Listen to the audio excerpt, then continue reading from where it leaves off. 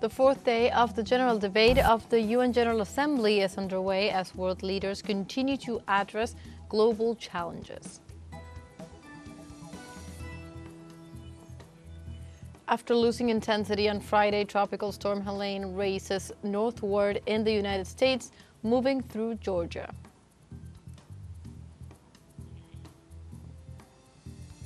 And the Israeli genocidal army launched airstrikes on eastern and southern Lebanon, claiming at least 60 lives.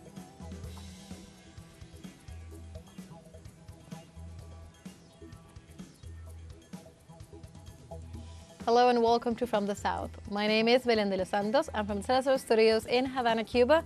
We begin with the news.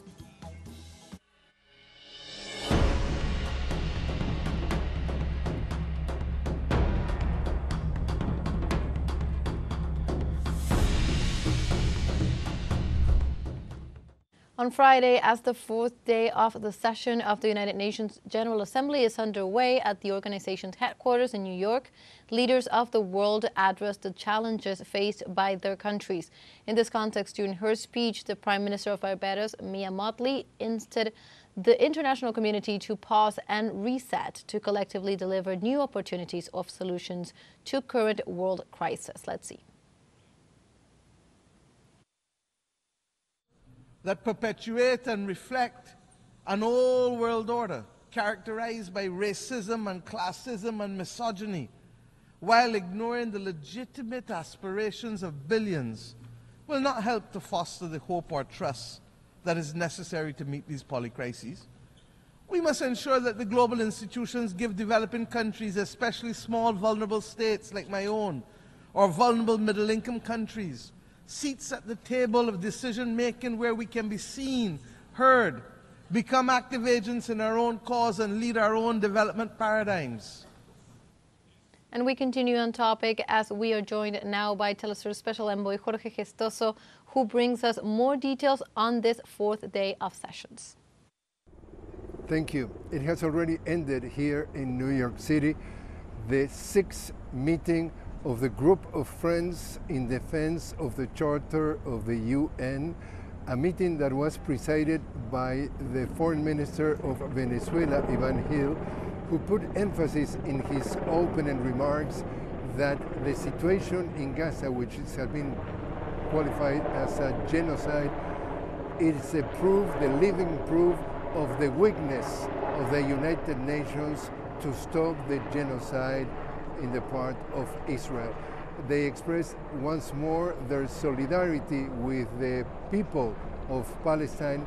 It says that it shows that the United States and the West doesn't have any interest to join the movement of countries that are pushing for the multilateralism. Quite the contrary, they're trying to still push the unilateralism. And in that sense, he mentioned the situation in Venezuela that says that it's a permanent victim of intents of coup d'etat, so much so that I say that is done in a permanent basis. Also, it's mentioned that the group wants to expand and is inviting new members of the group. And at the same time, as soon as it finished that meeting here in New York City at the UN, the Prime Minister of Israel, we're talking about Benjamin Netanyahu, the big headline was that as soon as he approached the podium to start his speech, large amounts of whole delegations stood up and left the room.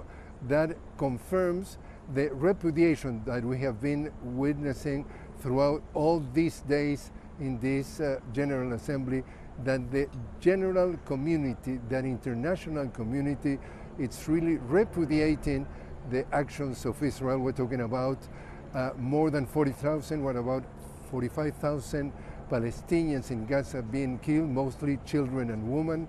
And also the fact that there could be a large amount also the people killed under the rubble, and double size of the killed is about the wounded. That confirms what the words of has been expressed by the President Erdogan of Turkey, that he compared Benjamin Netanyahu with Hitler, and he said that he was asking the whole humanity to stop Netanyahu and to stop this murder. We get back to you now. Thank you, Jorge. And also the Chinese Foreign Minister Wang Yi indicated that the Asian giant, together with Brazil and other southern countries, are preparing to establish a platform under the name Friends of Peace in order to find possible solutions to the Russia and Ukraine conflict.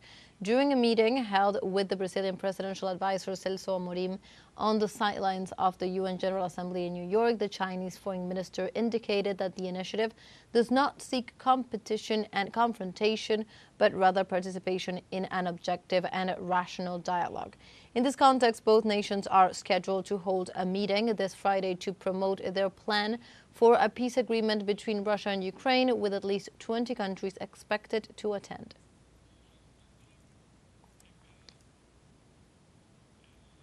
Now let's take a short break, but remember you can join us on TikTok at teleSUR English, where you will find news in different formats, news updates, and much more.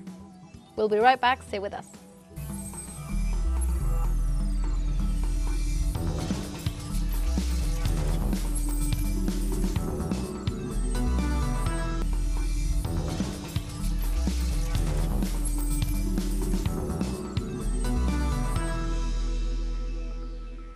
Welcome back from the South. In Argentina, the policies implemented by the government of Javier Milei led to a historical increase in poverty, which reached almost 53% of the population in the first semester of 2024. The National Institute of Statistics and Census, the INDEC, published this September 26 its report on the incidence of poverty and indigence in the country. According to the data released, the adjustment policies of the National Executive generated more than 5 million additional poor people for a total of 25 million people. Meanwhile, the Indigence Index, understood as the poor whose income is not even enough to buy the minimum amount of food needed for subsistence, reached around 18% and affects 8.5 million people.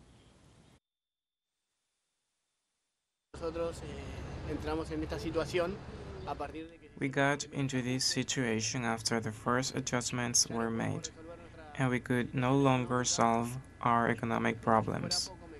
On top of that, I lost my job, and everything became much more difficult. So, unfortunately, we have to go to community kitchens in order to survive.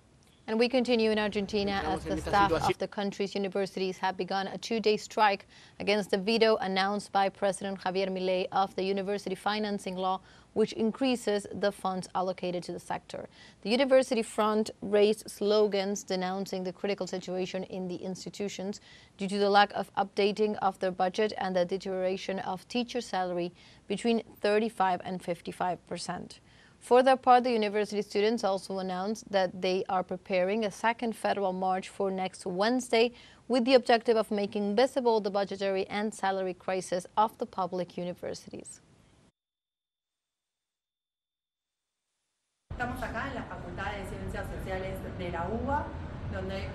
We are here at the Faculty of Social Science of the University of Buenos Aires, where we are in total compliance with the 48-hour strike, which starts today, which is part of a set of measures that will end on Wednesday, October the 2nd, with a general university march, in which we are demanding for the salaries of teachers and non-teachers of the national public universities, and for the no sale of the financial law that was approved by the Congress, which President Milei announced he was going to do in the next days.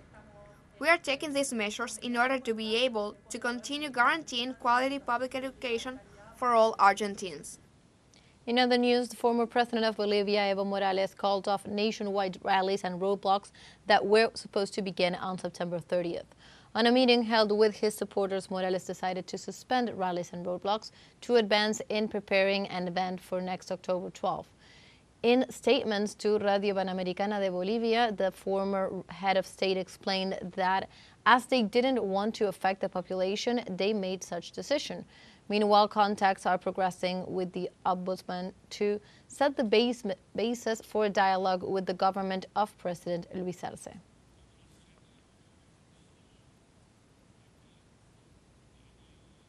We stay in Bolivia as former prosecutor Cesar Siles was appointed as new Minister of Justice and Institutional Transparency on the night of September 26.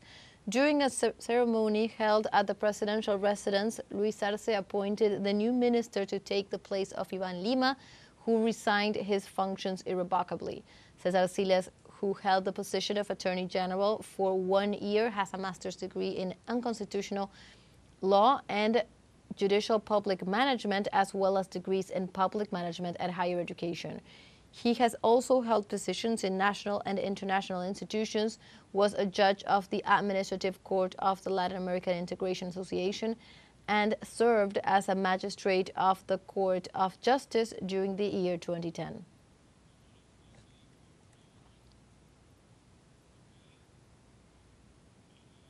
Also on September 26, Cuban and Vietnamese authorities signed on 7 collaboration instruments, a demonstration of the historic relations between the two nations.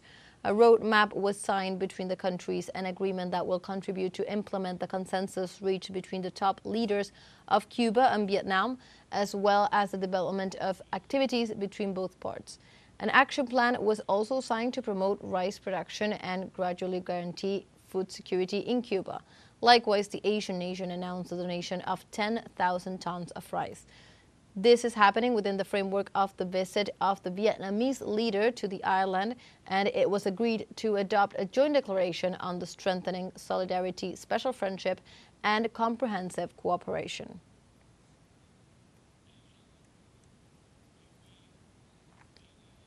We have a second short break coming up, but before we invite you to visit our YouTube channel at teleSUR English.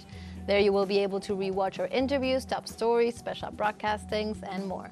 Hit the subscribe button and activate the notification bell to stay up to date on the world's most recent events. Final short break, don't go away.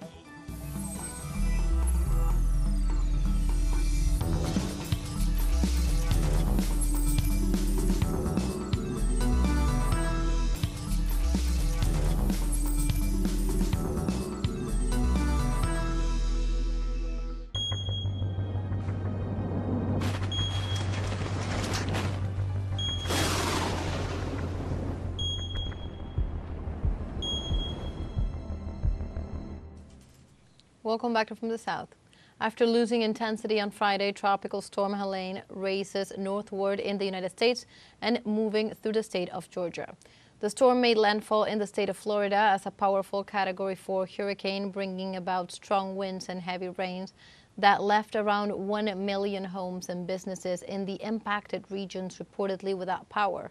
In this context, Florida Governor Ron DeSantis confirmed that at least 1 person was killed in the Tampa area, although media outlets report that at least 5 more deaths are being investigated in relation to the weather phenomenon.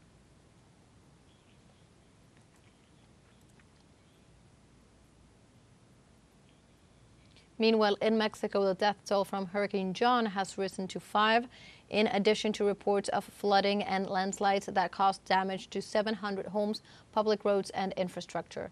Mexico currently suffers the impact of Hurricane John in Acapulco and also Hurricane Helene, that was a Category 4, then passed through the Yucatan Peninsula, which forced the deployment of 12,775 officers to assist and protect the population on both coasts, undertake security tasks, patrolling, street cleaning, and debris removal.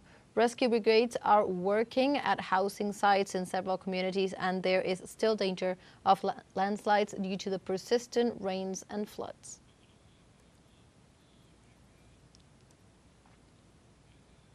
And Ecuador's Attorney General's office announced on Thursday that it will initiate investigations in the provinces where fires broke out. After finding signs of arsonists in the fires, authorities presume the blazes were set by citizens in the context of one of the worst droughts in the country. The Minister of Environment, Water and Ecological Transition, Inés Manzano, stated that approximately 8,600 hectares of forest were damaged by the fires in the country, and the possibility of declaring a national emergency is being evaluated. In addition, at least 4 people are in custody for allegedly setting the fires.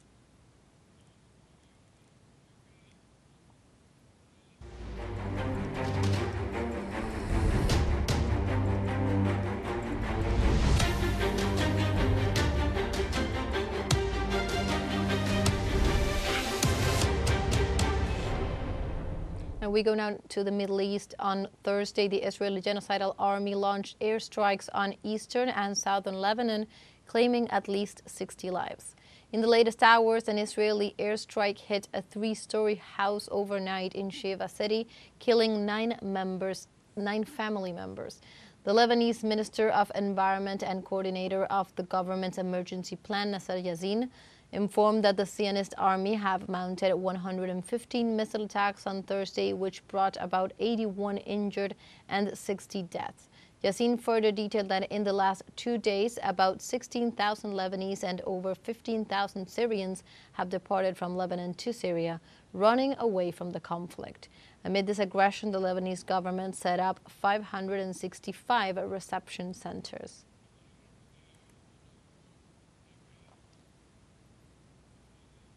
Meanwhile, in Palestine, the Israeli genocidal army launched its 5th consecutive attack on tents where refugees and displaced people were taking shelter in the grounds of the Al-Aqsa Martyrs Hospital, currently the only active health facility in central Gaza. From the site, our correspondent Huda Hegassi tells us more. Once again, and for the 5th consecutive time, the Israeli army has bombed the tents inside the Al-Aqsa Martyrs Hospital, the only remaining active hospital in the central governorates of the Gaza Strip. As we can see through our screens, the Israeli army bombed this place with a missile precisely at 3 a.m., causing the death of at least 1 Gazan and injuring dozens. In this regard, Gazans said that due to the force of the bombing, they felt an air tremor in the whole area, and more than 10 tents were totally destroyed. As we can see at this moment, this is the rest of the missile that fell on the tents in this place, and we can appreciate that the missile comes from the United States of America. And therefore, we can affirm the United States is a supporter and accomplice of this crime that Israel has carried out against the Gazans here in the Al-Aqsa Martyrs Hospital.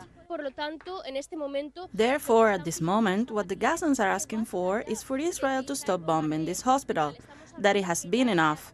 We are saying this is the 5th consecutive time that during this war, Israel has bombed the tents of the Gazans. Therefore, the message at this moment is that the international community must intervene to put an end to this genocide and these massacres that Israel has been committing for approximately 1 consecutive year. And also in Israel, a ballistic missile launched by the Yemeni army hit the city of Tel Aviv, injuring at least 17 people and closing the Ben Gurion airport. Hebrew media reported that the attack caused several explosions in the early hours of Friday morning after the missile overcame the Israeli air defenses and forced people to hide in bomb shelters.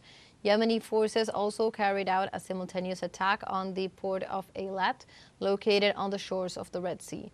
The attack comes less than 2 weeks after a hypersonic ballistic missile also hit the Israeli capital.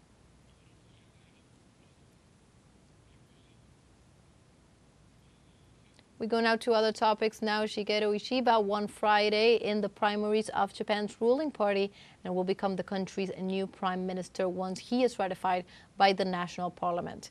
The former Minister of Defense was the candidate who received the most support in the second round of voting in the internal elections of the Liberal Democratic Party held at its headquarters in Tokyo.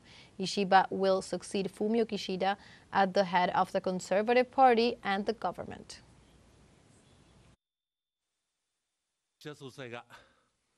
President Kishida has made a decision to step down to regain the trust of the people so that the Liberal Democratic Party can be reborn with great determination and respectability.